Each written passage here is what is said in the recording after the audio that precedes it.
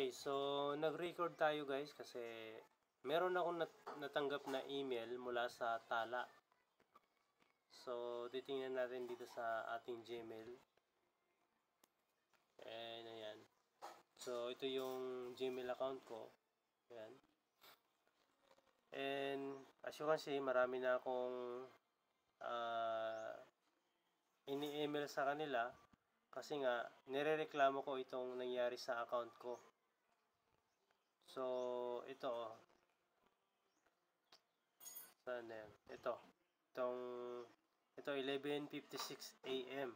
So ngayon 12:30 PM na. So kanina lang to, 30 minutes ago. So kasi nag-pray pa ako. So bubuksan natin itong Dragon Payout anong tawag dyan? Dragon Payout reference. Ayan.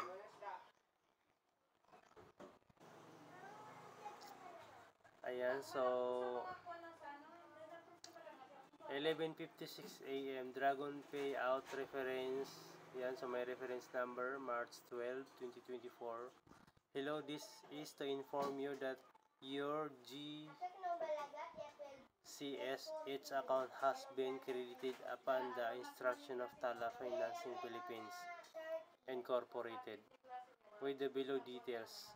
Ayan, so amount, parang kumuha daw ako ng 11,485.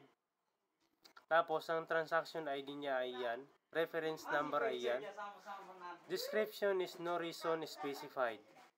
So ang sinasabi dito is parang nag-loan daw ako ng 11,485. So actually meron pa akong outstanding loan na 4,000 plus. Pero bakit ako biglang nakapag-loan ng 11,400? Tapos ito naman yung pangalawang email na na-receive ko. Ito. Maraming salamat. Full payment of 4,515. Ang balance mo ngayon ay 0 na.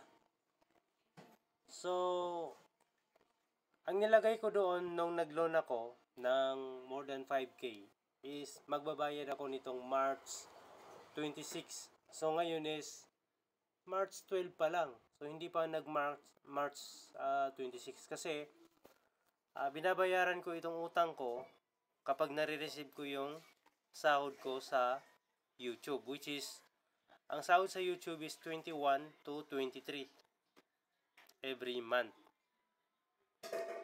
So, sa ako siya binabayaran after 26 kasi isi-send ng YouTube 21 and then ma-receive ko siya siguro mga 24, 25 na. Minsan 23 kapag maaga-aga. Pero ngayon hindi pa nag 20 plus, nasa 10 plus pa lang. So hindi pa ako makakabayad kasi wala pa akong pera that time or this time. So paano ang sabi dito is nagbayad daw ako. Maraming salamat sa full payment of 4,515. Ang ginawa ko kasi I think siguro mga 2 weeks ago or 1 week ago, nagbayad ako ng pangunang bayad na 1K. Pero hindi ko pa siya pinol payment. Naguna lang ako ng 1K. And then, ang natira is ito nga, yung 400 plus. 4,000 plus. So, na-receive ko na lang itong email kanina lang.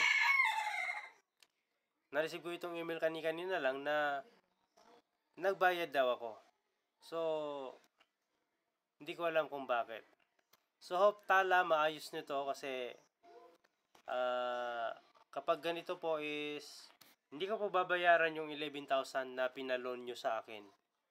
Okay? Kasi ang niloan ko lang po is 5K plus. And then nagbigay po ako ng pangunang bayad na 1,000. So ang natira na lang is 4,000 plus. So bakit ngayon is meron na ako agad na outstanding loan na 11,485. So paano ko babayaran yan? Hindi ko naman kinuha yan. So hope na makita ito ng Tala And hindi ko po babayaran yung loan na yan na 11,000 kasi hindi ko po kinuha yan. 4,000 lang plus po ang babayaran ko. Okay? So hope na maliwanag po. Ginawa ko po ang video na to para in case na kung ano po ang mga ibabato sa akin ng tala is meron po akong proof. Meron akong proof na hindi ko po ginawa yung itong transaction na to. So comment down below guys kung meron kayong nararanasan na kagaya nito. So comment nyo lang. So isasama natin yan sa mga ano natin sa tala kung bakit nagkakaganito yung serbisyo nila.